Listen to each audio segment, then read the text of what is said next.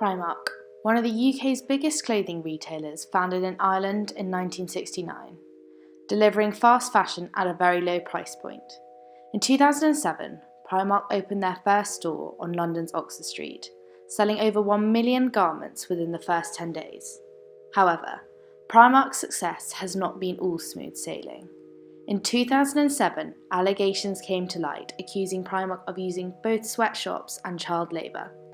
An exposé was done on Primark by BBC Panorama. A journalist named Dan McDougall travelled to Tirupur in India to a refugee camp, where he allegedly found a young boy and a young girl both making clothes for Primark. The Panorama documentary Primark on the Rack was aired in June 2008. The undercover investigation lasted 6 months at one of Primark's main suppliers, Fab & Fabric.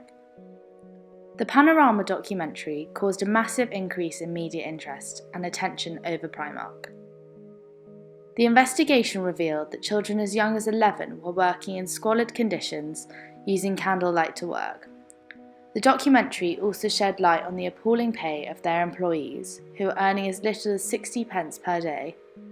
9-year-old Mantheesh, an employee of Primark at one of these sweatshops, said, "I get paid a few rupees for finishing each garment, but in a good day I can make 40 rupees. One stakeholder that is likely to be critical of Primark for their use of child labour would be ethical consumers. Clearly, for a company like Primark, the consumer is an extremely essential part of the business. Without consumers, Primark would have no business.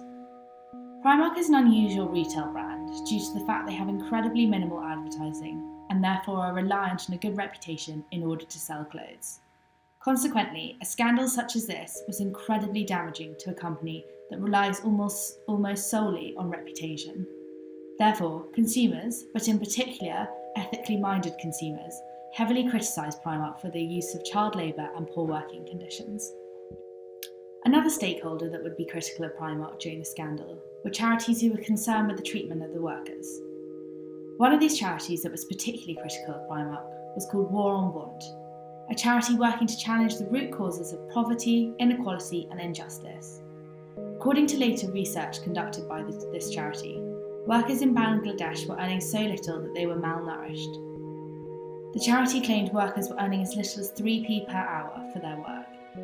War on Want went as far as staging protests outside Primark's flagship store on Oxford Street, condemning their working practices. Primark firstly reacted by denying they had any knowledge of child labour and said, under no circumstances would Primark ever knowingly permit such activities. Primark then proceeded to stop all trading with the condemned suppliers, cancelling millions of pounds worth of orders.